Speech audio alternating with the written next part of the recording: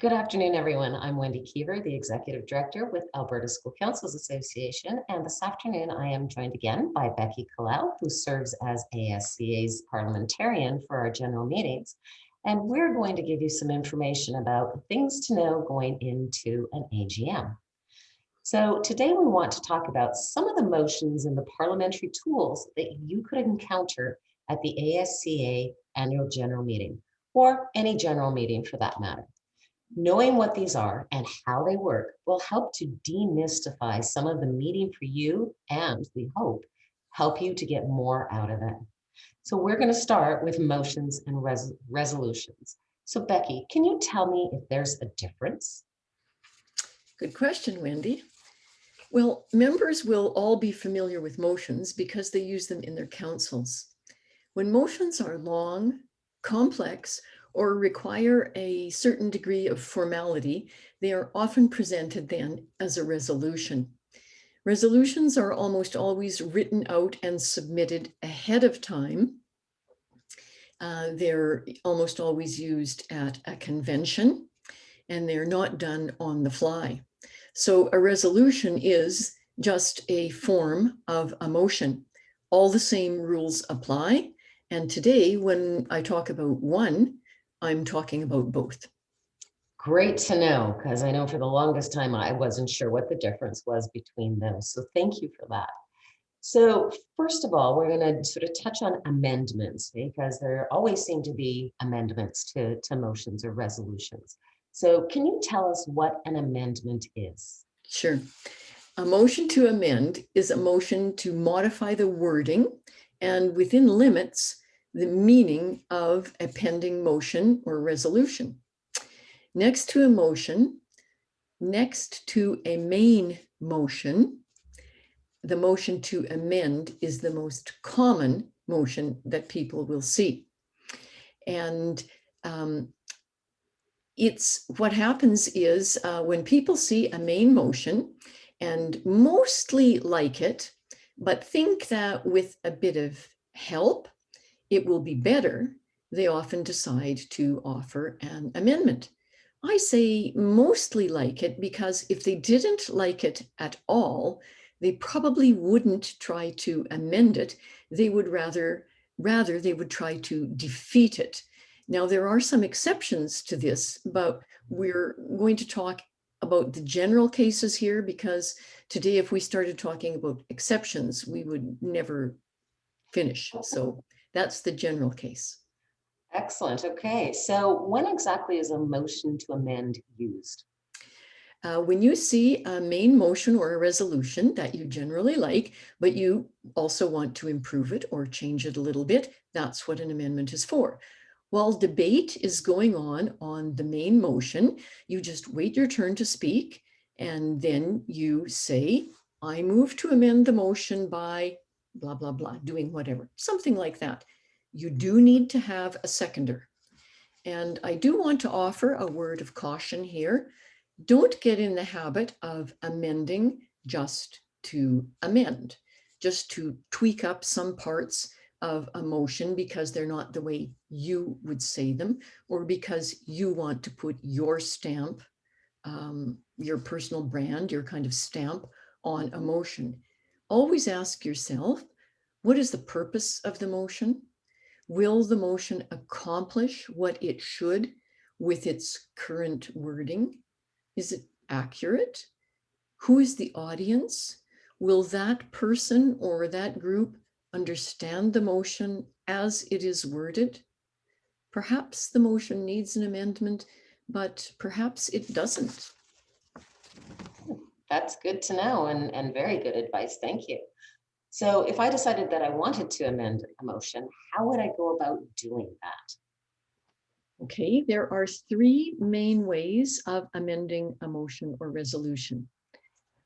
First, you can insert words into a sentence or add them at the end of a sentence in a motion. In the case of a resolution, you could insert even a whole paragraph or add it at the end.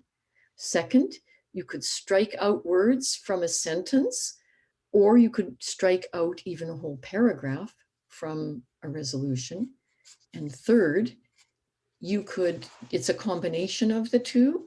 You could strike out some words and insert other words into the very same spot, or you could substitute an entire paragraph in a resolution. Usually a paragraph is usually, in the case of a longer vehicle such as a resolution, or you could offer a substitute, a whole motion, one motion for another motion. Once an amendment has been made, all debate on the main motion stops. If you've been waiting in line or in the queue to make comments on that main motion, you just have to hold on to your comments until later. The only debate that is allowed is on the amendment. Members now start discussing whether they want the amendment or not. Then a vote is taken on the amendment. If it passes, if the amendment passes, then members go back to debating the main motion as it has been amended. If the amendment is defeated, members go back to debating the main motion in its original form. Okay, wow, that seems pretty complicated in some cases, especially if there's several components to an amendment. Can you show us how these work? Do you have any examples for us? Yes, you know what? I sent you some slides, just a few slides on amendments. Maybe you could pop those up. Yeah, I can do that right now. Okay. Oh, great. Oh, that's great. Thanks, Wendy. Okay, here we have a main motion, and you can see it's gibberish, but that's okay because we're not concerned with the meat of the motion here, just how to handle it. Okay, so now that's the main motion we're going to use for several. Okay. Yep, looks good. Good. Okay, we'll go on. Thanks. Right. Okay, so you wait your turn to speak and you make the motion to amend. So there it is. I move to insert the words after the horses, after the word AFDI in the second sentence. Very simple. It would be equally simple if the motion were to add the words after the horses at the end of the sentence. Those are the sort of the choices for this very simple motion to amend by inserting words or adding words. Now, if it were a resolution, we could insert maybe a whole paragraph at the end, or a whole sentence somewhere in. But we're just going to work with the case of a simple motion here. So this is inserting. Okay. Okay, great. Yeah, we'll go. Okay, this is something you can't do. And people try to do this a lot. That's why I suggest I'm put it in here. You can't make a motion like this to insert the words after the horses in one place and the words before dawn in another place and the word eventually in another place. These would have to be three separate amendments. Members would have to vote on these separately. They might be interdependent in your vision of how the motion should be, but members might want to vote for the first two. They might want to vote for after the horses and before dawn, but not eventually.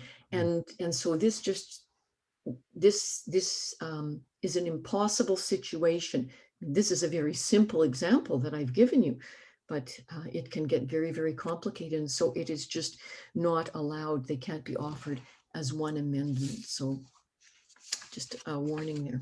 Thank you for that. Yeah. Mm-hmm. To strike out words, or in the case of a longer resolution, a paragraph. Okay, so here's our same main motion, and the person moves to strike the word SKIEN, and there in yellow, I've showed you how that would look. And as with adding words, you can't again strike out several words throughout it all in one motion. That would have to be in separate and separate amendments. So same type of thing here. And again, it's a nice, simple, it's a simple amendment. You can see that. Mhm. Can I ask a question around that, Becky? Yeah. Mhm. So you said you can't strike out several words, but if the two words Oh. were together. Oh, yes, and it yes. makes sense Yeah, to- yep, we could strike out 3, 4 words altogether. We could strike out a whole sentence, Okay. definitely a whole sentence even. Yep. Mhm. Okay, great, thank you. Now, the third way to make an amendment is to strike out and insert words or to substitute. But let's look at these separately. Let's look at 3A, we'll call it, to strike out and insert words. So we have the main motion on the floor, and then we're going to strike out those words, those gibberish words in the second sentence, and we're going to insert only one word in its place. Now we could insert several words, but this is just what I chose. So I've shown you there in the yellow what we're going to do. This is a very simple strike out and insert. And this is I would say this is the most common amendment that you ever see, striking something out and inserting something in its place. Because somebody says, we haven't quite nailed the right words here or the right word. Let's strike this out and put something in its place. I would say this is the most common amendment that I ever see. I've seen that one a fair amount of times too. Mm-hmm. Yeah. Mm-hmm. 3B, now let's look at here. We could do a substitution. So somebody says, you know what, I would need to make 4 changes here or 5 changes. And Becky already said we can't do that. So I'm going to move to substitute the whole main motion with another motion. So you can see they've redone the whole thing and they've offered this substitution. Now, you could also substitute one paragraph of a long resolution that has several paragraphs. But I want to offer a caution here. You can never offer a substitution of anything less than a whole motion for a motion, or if it's a resolution, less than a whole paragraph within a resolution. You can't just substitute little chunks, little tiny pieces. You have to substitute a chunk. And also, when you offer a substitution, there are a whole raft of rules that must be followed because both the original motion, the one you see up there at the top, and the substitution, the one that's in yellow, are alive and on the floor at the same time. It's an unusual situation in terms of parliamentary rules. They're both alive and on the floor. So you have to count on the fact that the chair is going to need time to carefully sort this out and proceed slowly and cautiously because it's an unusual situation. And when people get up to speak, they could speak to either of these. The chair is going to ask for amendments to one to be finished first before the other. When you get up to speak, you're going to have to say, I'm speaking to the original motion. I'm speaking to the substitution. It can be quite complicated. We don't see a lot of substitutions because they are complicated and people can lose track of what is happening and they are difficult to navigate. It's much easier if you can amend the original motion, and if you have faith and confidence in the people who wrote the original motions. Now, that is not to say that a substitution cannot be effective. Sometimes it can be highly effective. But when you do see a motion to substitute a whole motion, everybody better take a deep breath and cut the chair some slack.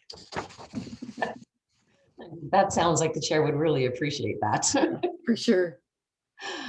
Great. So the next we seem to have is a special case. Those are a special case here. Now, I said earlier that you can't change words throughout a motion, but there is a time when you can, or sometimes when you can. And here's a really good example. See how in this this is part of a longer resolution. And you can see that the term finance committee comes up, I think, 4 times in here. I've got it coming up. So we'll go to the next slide. And here I could wait in line and I could make this amendment. I move to amend the resolution by striking out the words Finance Committee wherever they appear and inserting the words Audit Subcommittee in their place. Now, you can see that it wouldn't make sense in this case to make 4 separate amendments that are exactly the same.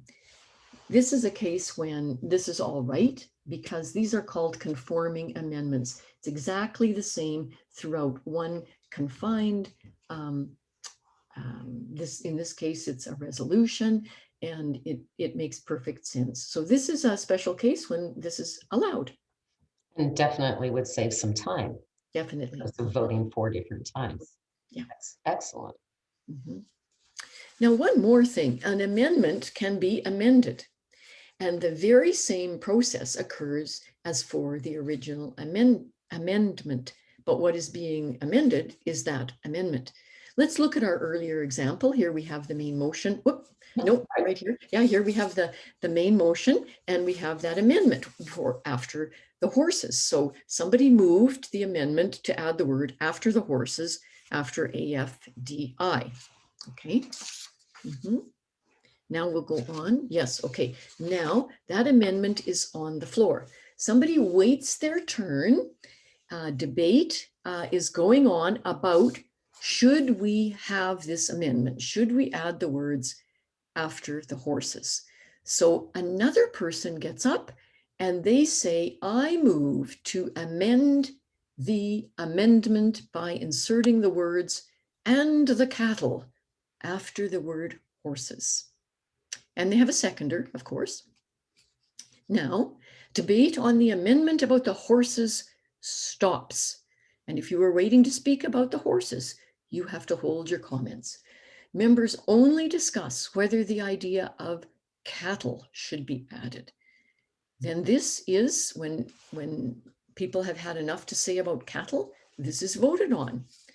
If it passes and they decide to add cattle, then debate goes back to the whole, what has been amended. So it would be, do we even want the phrase after the horses and the cattle?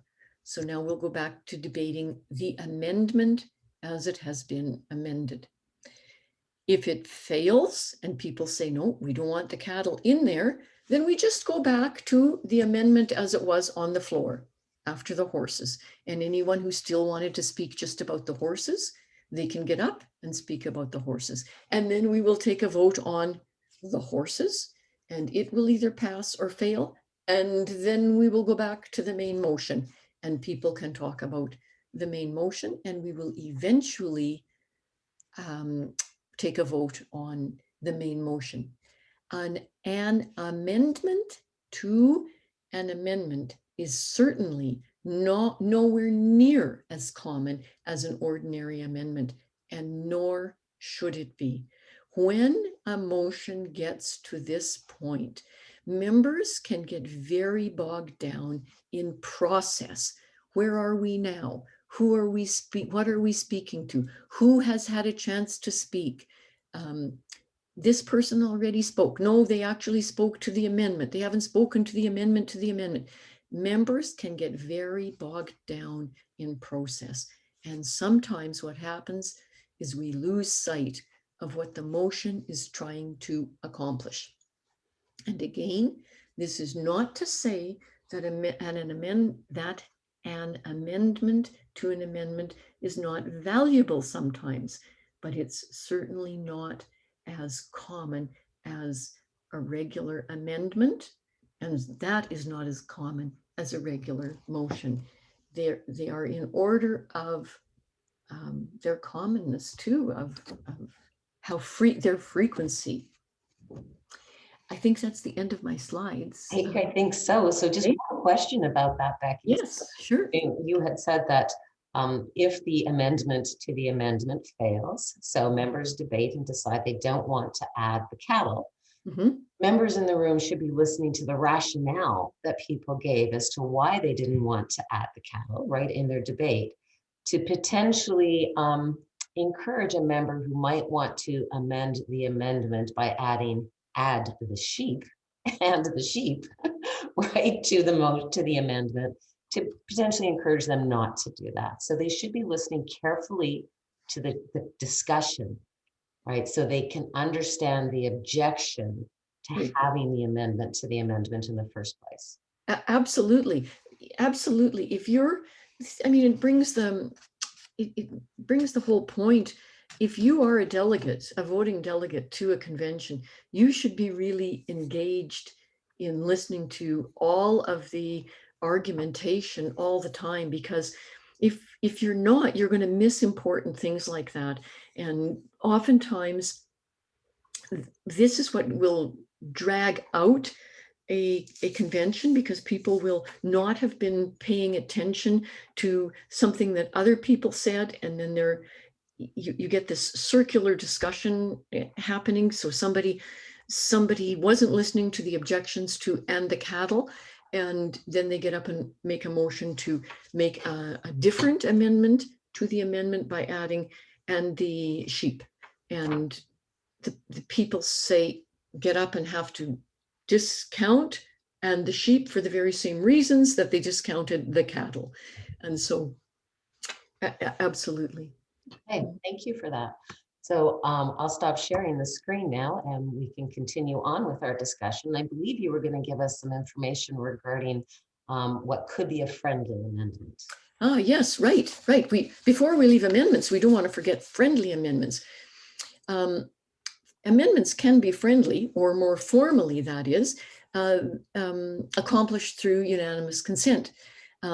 Amendments can sometimes seem so simple or so acceptable that they might be adopted by unanimous consent. And when I say acceptable, certainly when you are in an in-person meeting, sometimes someone makes a suggestion and the chair sees the whole assembly going, kind of nodding like this. And so the chair gets a feeling that there's great acceptance of the idea.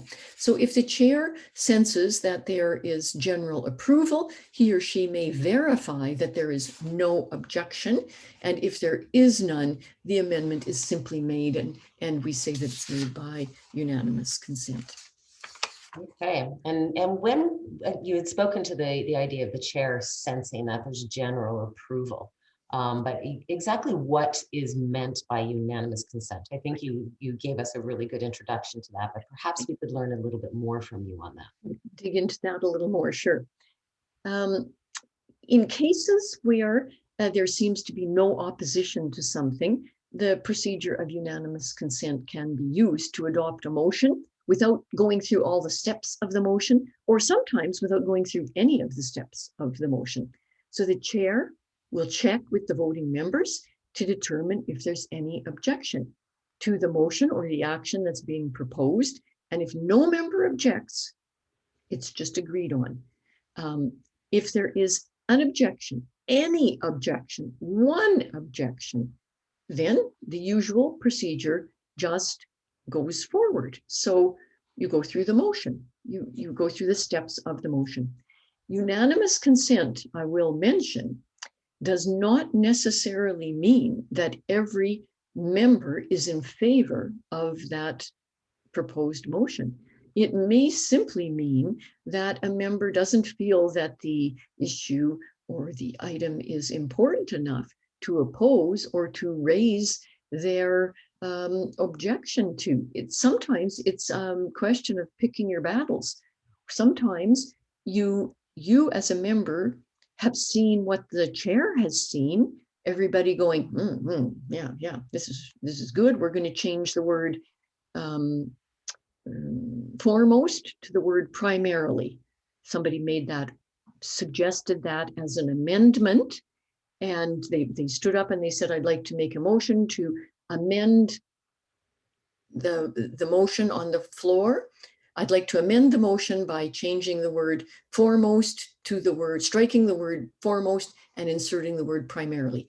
and I have a seconder, and everybody goes, and the chair says, maybe we can do this by unanimous consent.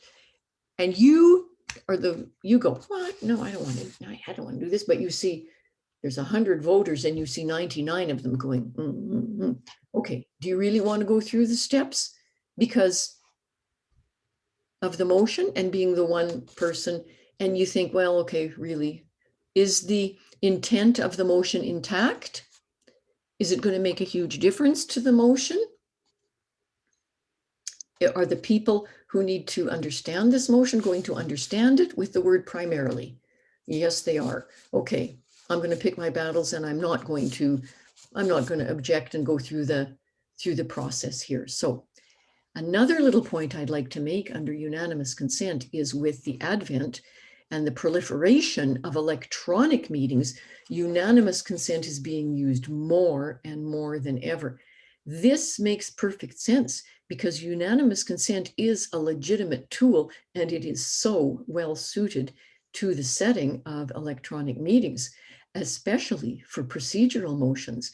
It's so much easier for a chair to ask if there's any objection to, say, the passing of the minutes as presented, than to call for a motion, go through the steps, and then wait for, let's say, 100 people to cast their vote on one of the, one of the platforms, have them be tabulated, have it come back. It's just so much smoother. And the same with accepting the agenda, taking a recess, adjournment, many other procedural items. It's also useful, though, for some substantive items, as I said, for some amendments. And this is often at the discretion of the chair. It has been really, I think, the use of unanimous consent a godsend in the electronic meeting setting. Yeah, it sounds like it, Becky. So if I can just ask a question, and I'm pretty sure I understood it in what you said, but I want to make sure I'm clear. So for procedural motions, like adopting the agenda or approving the minutes, the chair wouldn't even have to ask for a mover. Correct. Correct. Say, does anyone object? Does any member object to adopting the agenda as presented? Absolutely right. And then, just what you said. okay, and then in the case if somebody did, they would indicate their objection, and the chair would say, okay, then I need a mover to adopt the agenda, and we'll vote. Absolutely right. Okay, great. Good to know. Good to know. Thank you for that. I can see where that would definitely be a time saver for many meetings, especially those that use that electronic. It's a time saver, and it is a legitimate tool. You're not infringing on anyone's rights. So, and that's what's really important. Great. Thank you. That's good information to have. So another thing that, or another area that we have some questions around is around calling the question. Yes. Okay. So what exactly is calling the question? When should it be used? Potentially, when shouldn't it be used, or how shouldn't it be used? Okay, calling the question. It used to be called, or sometimes was called, move. It still is sometimes called move the previous question.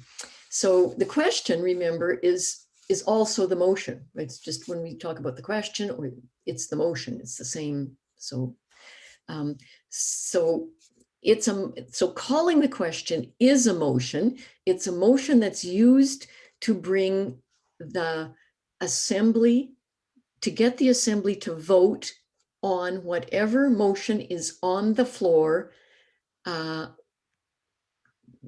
bring that to an immediate vote, to stop all debate and bring it to an immediate vote. Now you have to take a vote on whether you want to do that. So it's a motion to decide if you want to end debate on this particular motion, and maybe one or more pending motions. There could be one or more pending motions, and bring it to an end and go to the vote. Okay, so when would be a good time for a member to use call the question? When a member maybe thinks debate is becoming maybe circular or redundant, or no new points are being brought up, or maybe they think debate has just dragged on too long, that might be a good time.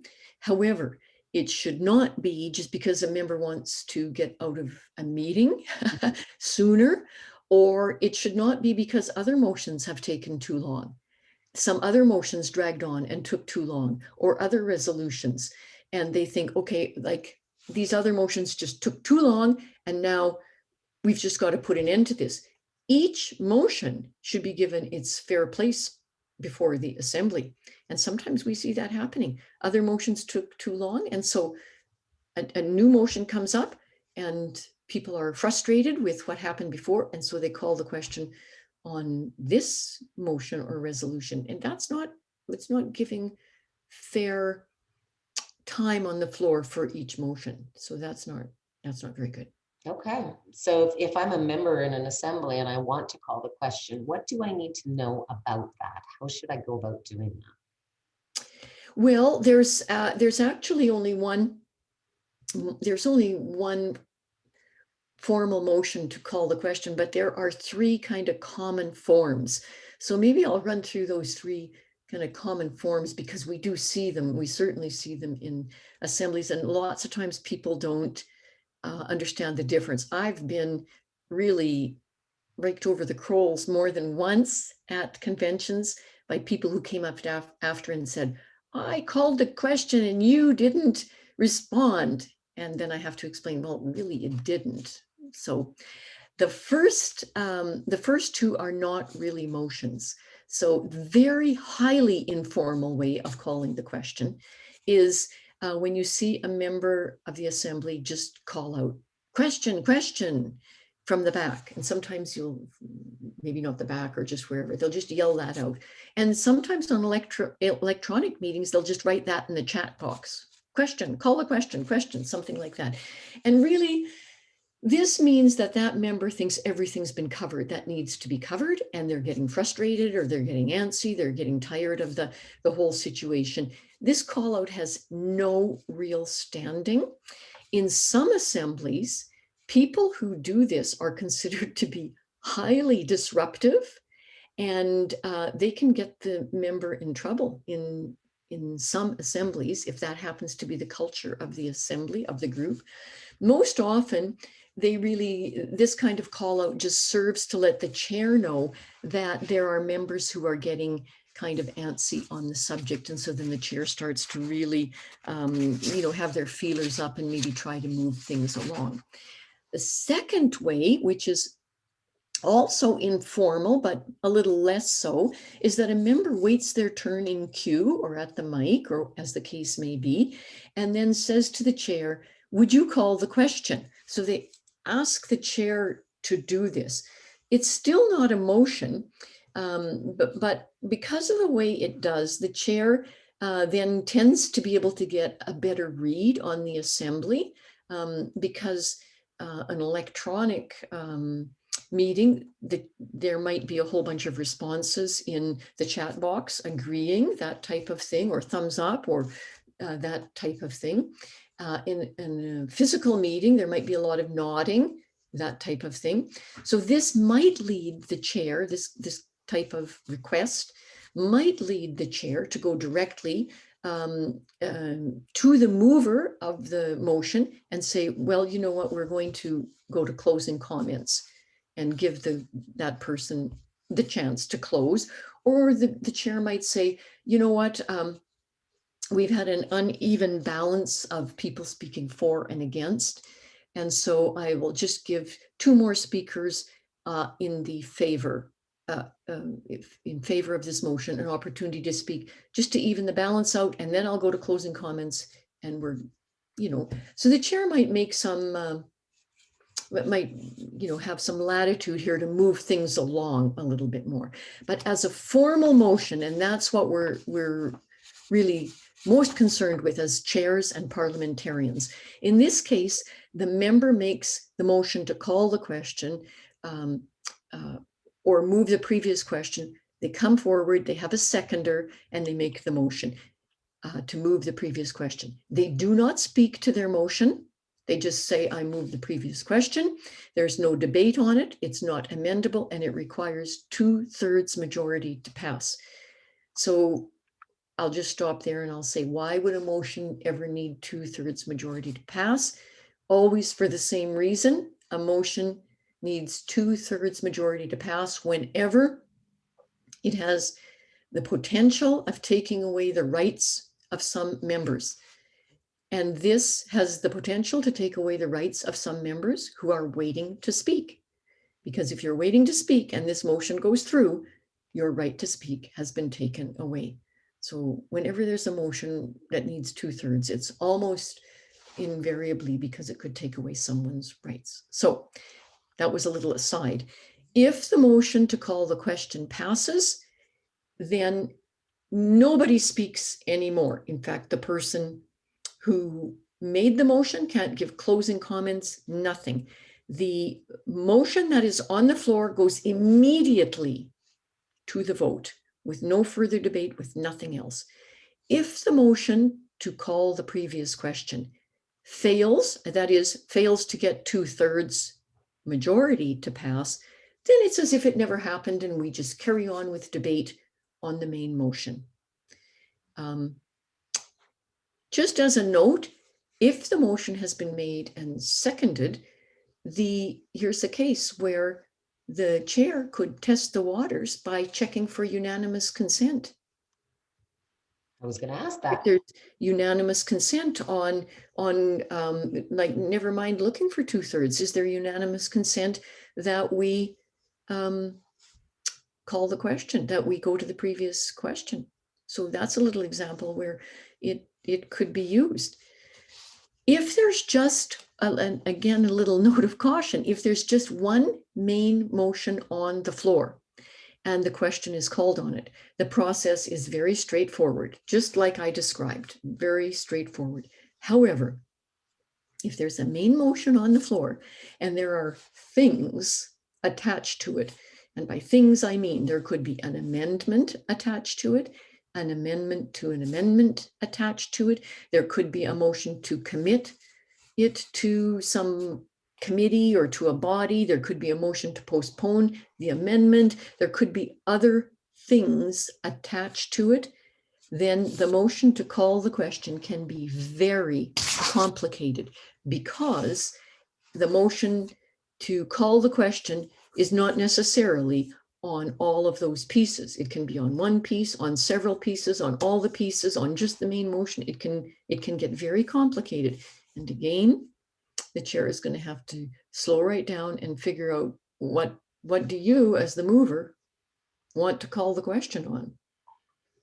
Thanks for clarifying that. I was going to ask if, if members felt that the debate around a potential amendment had gone in circles enough and it was time to call, somebody could move to call the question on the amendment.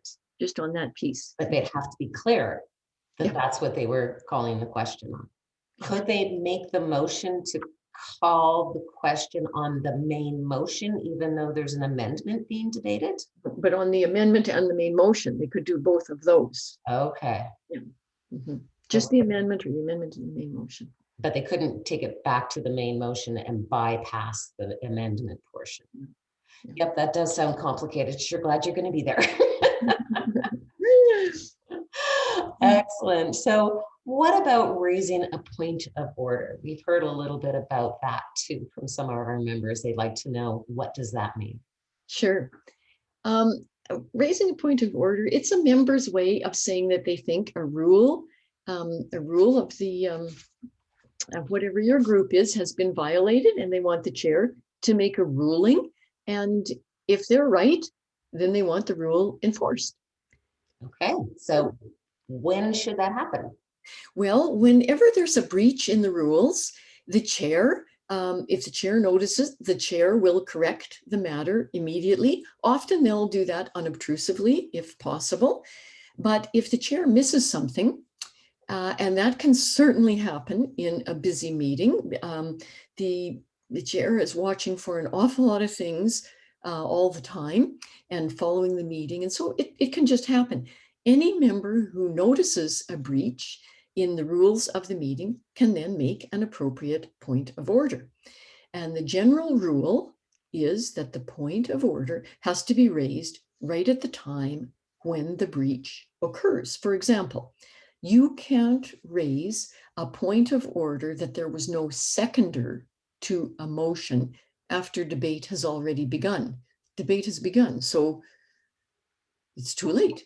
And certainly you can't raise that point of order once you're on the second, on a whole different motion. Oh yeah, I don't think we had a seconder for that motion back there. It's just too late. Now, there are a few exceptions to that rule that it has to be right at the time.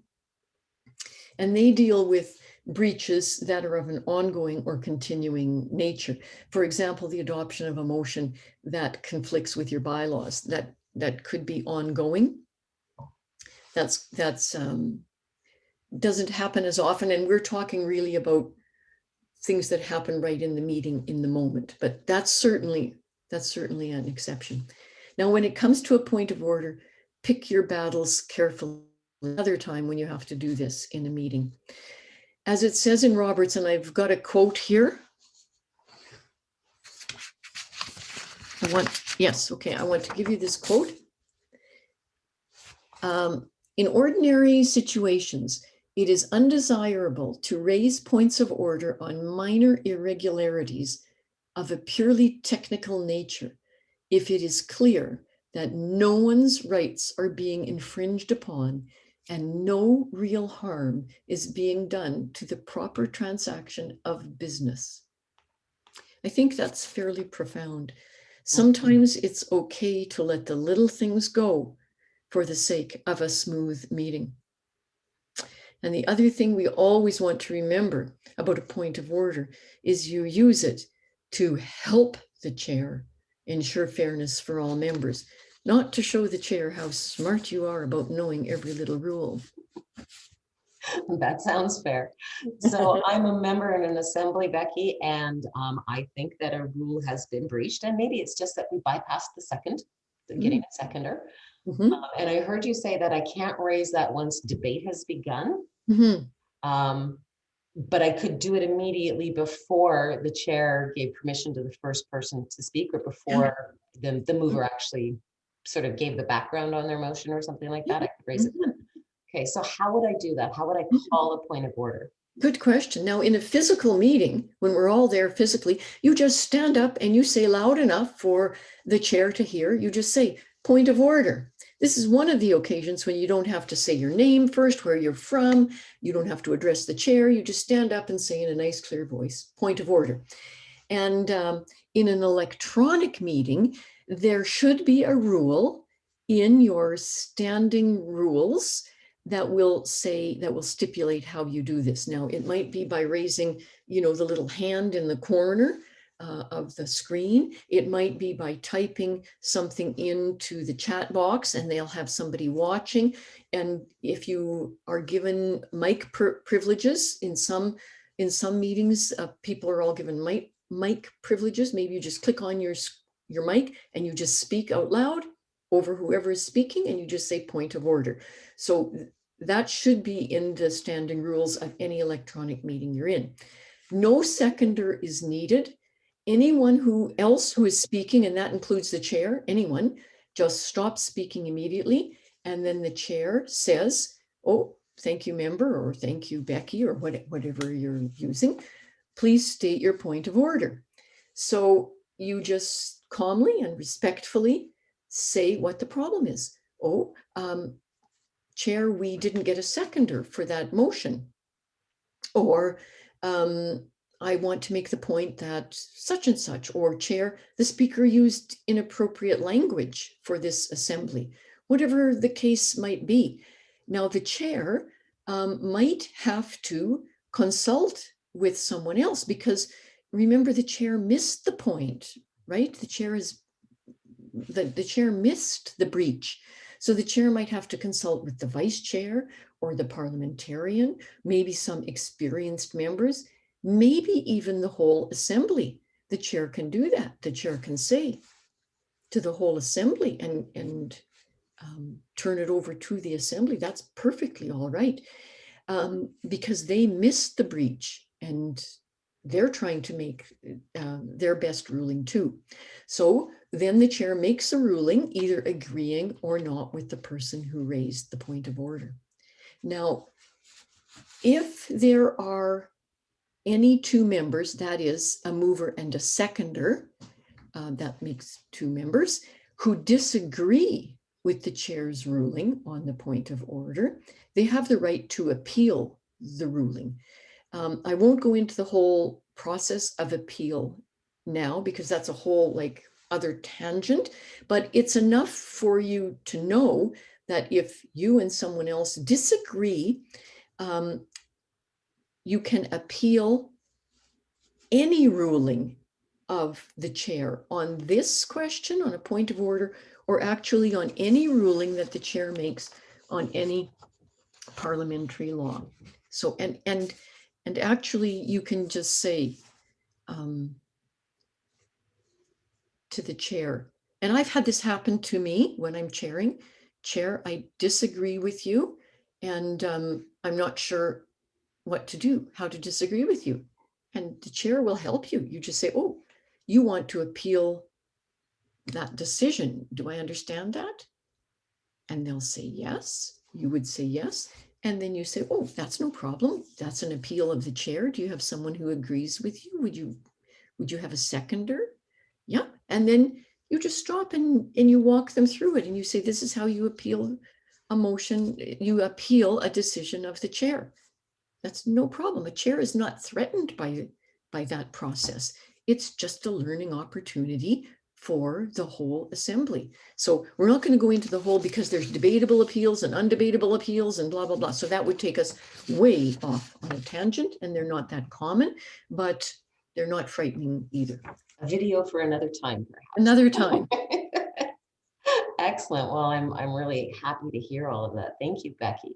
Yeah. So sometimes people get the point of order and point of information mixed up. So you were really good at describing to us what the point of order is used for. What is a point of information and when is that used? Right. Point of information now in Roberts, in the the last couple of editions, it's called request for information because that speaks a little more clearly to what it really is. But if you call it point of information, it's still going to be all right. It is a request always in the form of a question directed to the chair or through the chair to someone else for information relevant to the business at hand. So not relevant to parliamentary procedure or anything like that, relevant to the business at hand. If the information is asked of a member who is speaking, so someone is up speaking to maybe their motion, maybe they made the motion and they're speaking to it, the speaker, and you want to ask them, you make a request for information from them, the speaker has the choice to consent or not consent to answering that, because if they answer your question, that actually cuts into their time. And if you have timed speakers, which Alberta School Council Association does, they have so many minutes to speak and they take time out of their comments to answer your question, it eats into their time. Good to know. Okay. So if I wanted to make a request for information, how would I do that? Mm-hmm. Yeah. Okay. That's the same as the point of information. Only you say request for information or point of information if you can't remember in the same way. And if it's not written specifically in your electronic standing rules, it doesn't matter. Just follow the same rules as you would for point of information. You would just say, I mean, for point of order, you would just say request for information or point of information. It doesn't matter. You can follow the same rules. And then when the chair says, okay, member, state your request. Remember, you have to ask it as a request in a question. So you say, oh, thank you, Chair. Can the treasurer tell us such and such? Or what do our bylaws say about that?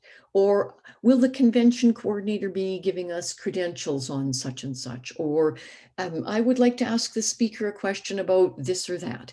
It must be in the form of a question. Now here, sometimes a request for information could be for the purpose of reminding the speaker of a point maybe in your favor, which is maybe not the same as their opinion, but it still must be in the form of a simple question.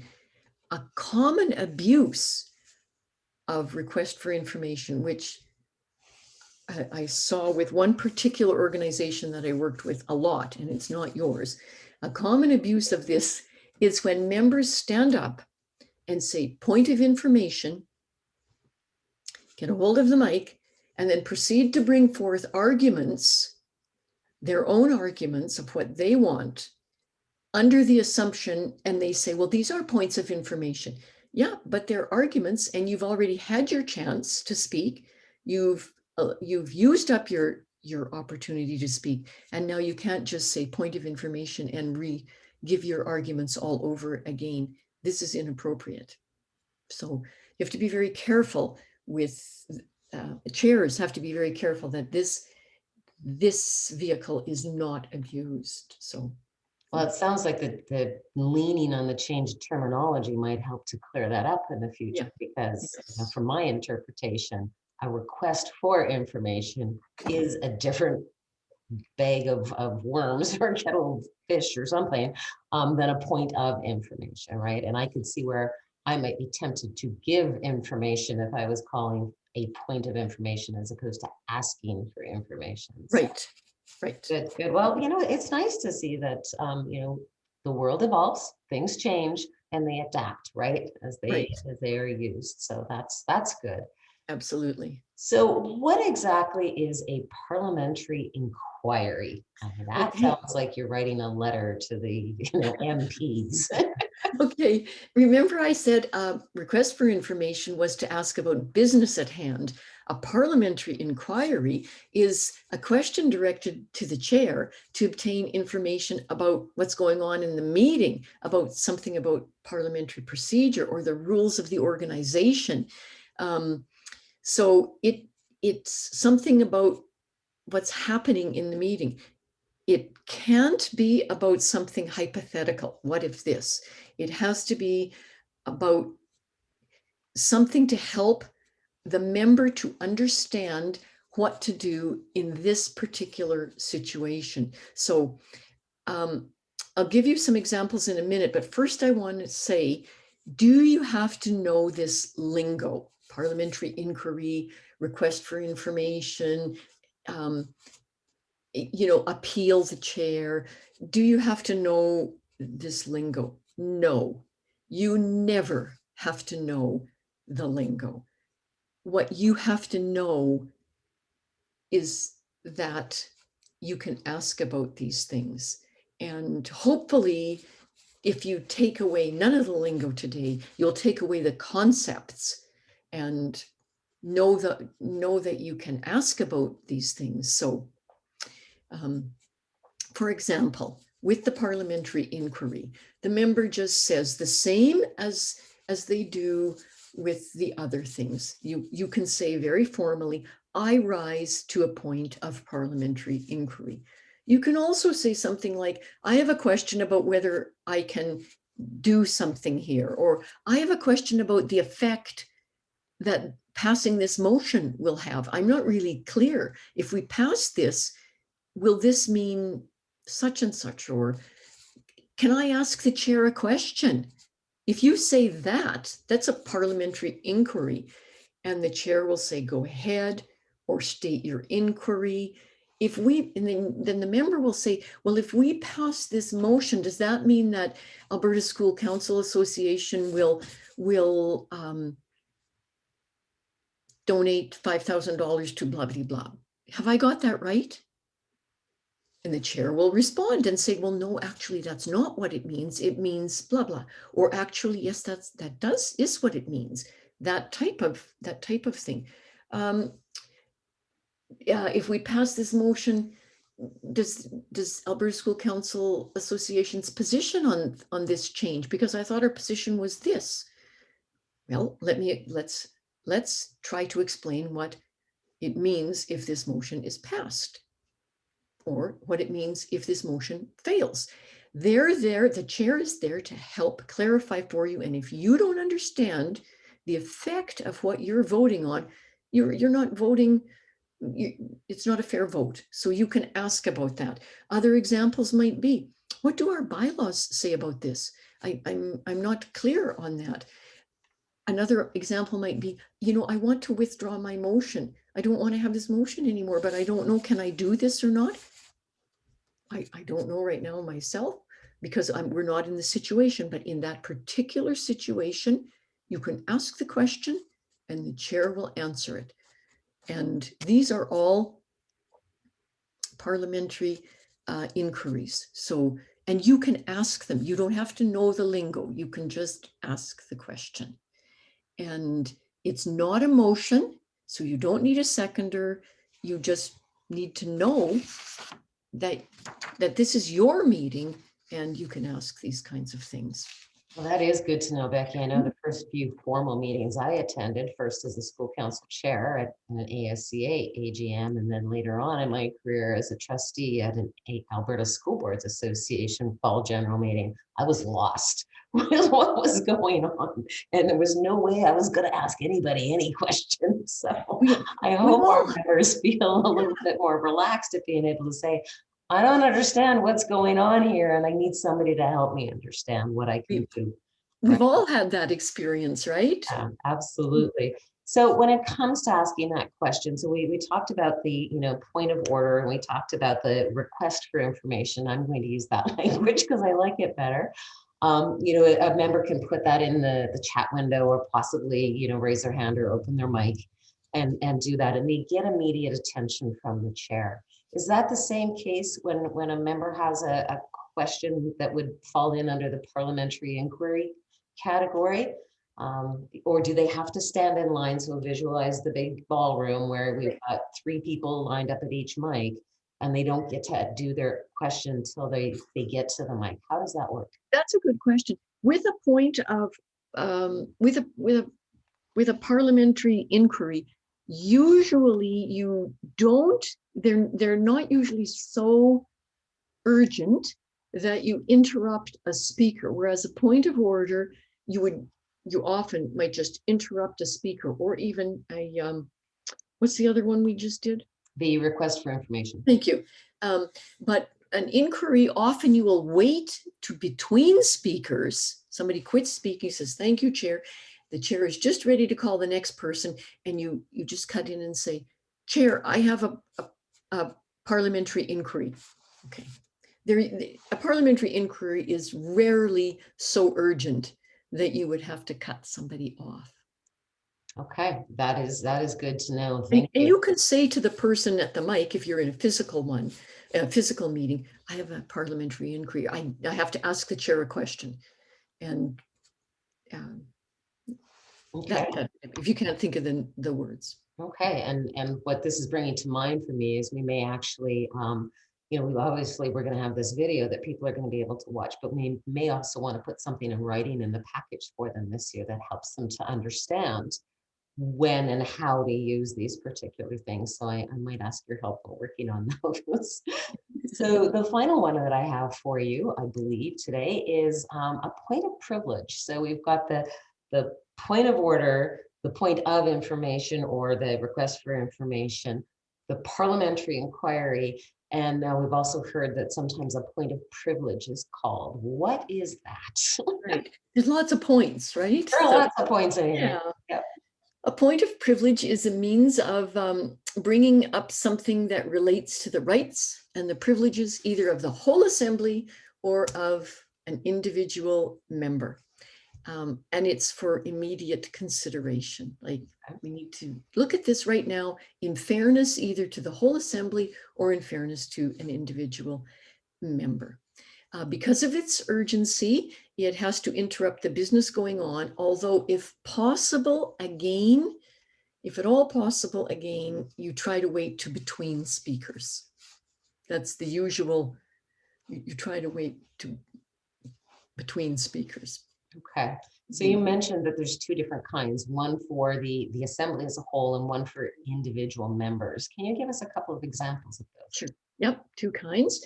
An example of a point of privilege for the whole assembly would be, let's say we're in a physical meeting and there's a big conference room. We're a whole bunch of us there, and we're upstairs on the second floor.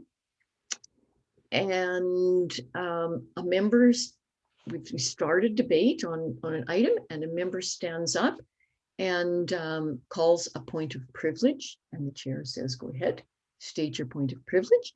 And the member says, you know, the windows on this side of the room have to be closed, Chair, because nobody on this whole side of the room is going to be able to hear the debate, because there's a busy highway right outside these windows, and we can barely hear anything over here.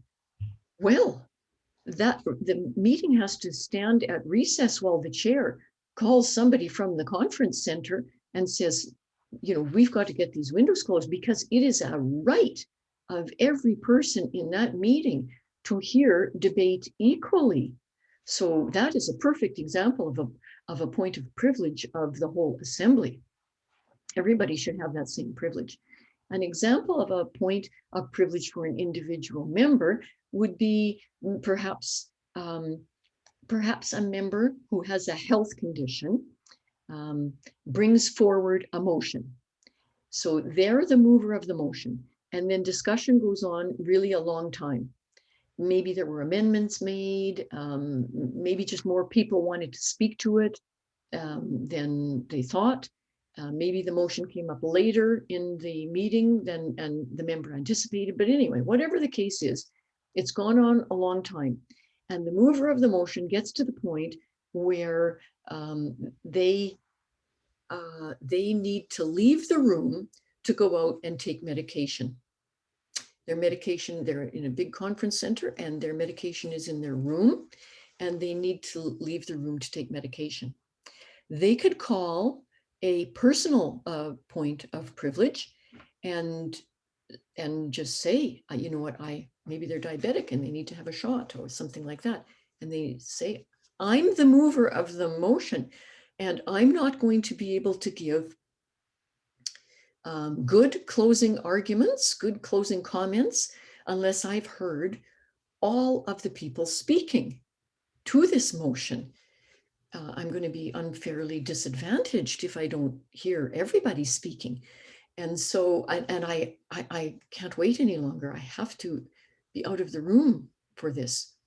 And more than likely, I would just like a 5-minute recess. More than likely, the chair is going to absolutely rule in favor of the point of privilege because they are the mover. And if anybody else asks, it's very unlikely because they can just get up and leave. But the mover has that right, or should have that privilege, you see the point of privilege, to be able to, in fairness, make good closing comments. Now, usually a point of privilege is ruled on, oh, you know what? Here's a good E1, because E1s are maybe not e-meeting. So we're all on the e-meeting here, and we're supposed to be, you know, tuned right in and have no distractions. But sometimes we can't help it. So maybe it's your motion. You brought the motion forward. You're concentrating and you're listening to all the people, and you call a point of privilege, and the chair says, "Oh, what is the point of privilege?" And you say, "Well, Chair, you know, this has been going on quite long, and I'm the caregiver for my elderly father who has dementia, and I thought he would be just fine, but I've just heard a big bang, and I just need a 5-minute recess to go and check on him." Probably the chair is going to say, "You know what, no problem. We'll take a 5-minute recess." So it's usually ruled on by the chair. And the chair, when it's a meeting in a physical meeting with everyone there, the chair can usually get a pretty good sense. And again, remember what I said about knowing the lingo. If you can't remember that it's called a point of privilege, you can just say, you could just interrupt and say, "You know, Chair, this is my motion, and I think my elderly dad with dementia just fell down the stairs. I just heard a horrible bang. I need a 5-minute recess. Probably you're going to have the 5-minute recess, even if you don't remember that it's a personal point of privilege. Right. So, Wow, that's an excellent example, and especially, you know, in our environment when we have so many electronic meetings, and our AGM coming up obviously is going to be electronic, to let, you know, our members know that we recognize and respect that they are, you know, joining us for these meetings from their personal homes where they are parents, because that's how they can be our members, right? They're right, parents of kids in school. And as much as they may try to make arrangements and try to ensure that they're able to pay attention to the entire meeting, and especially the portion that they've moved, life happens and kids happen and things happen. So if they do need to interrupt and say, you know what, I'm really sorry, but you know, my kids are at each other's throats and I really need a 5-minute recess before I can come back and listen to the rest of the debate. right. Yeah, But you know, we have the ability as an association to be able to respond to them with compassion and understanding. right, for And it's sure. not just a business meeting. So that's great. Yeah. No, that's And great. it would, of course, not just be for everyone, but the mover of the motion, they have Absolutely. special privileges, right? Yeah, yeah, exactly. So thank you so much for that. Well, holy smokes, Becky, that's terrific, and so much information. And I think I've learned, well, I always learn so much from you, more, more and more every time I work with you. So I really appreciate that. Is there anything you'd like to say in closing today to our members who are going to be watching this? No, I just hope that having more familiarity with some of these motions and parliamentary tools, they weren't all motions, some are just parliamentary tools, that helps you to be more comfortable when you go into the Alberta School Council Association general meeting, but also any other general meetings or meetings that you attend. Um, uh, you know, it just helps us to feel a little bit more confident, and you don't have to learn it all at once, of course. We just get better with time. We get better with age, right? We get better with practice. We get better the more that we do it and the more that we experience these things. And as I said before, I'm still learning, so I certainly expect that you're all still learning along with me. And I thank you very much. Well, thank you, Becky. We are so very grateful to have you be able to support us through some of this. And we don't know what we would do without a parliamentarian, or we do know that it wouldn't be good without a parliamentarian at our general meeting. So thank you for this, and thank you for giving us the time that you've given us for these recordings. I look forward to seeing you really soon at our meeting. See you soon. Thanks, Becky.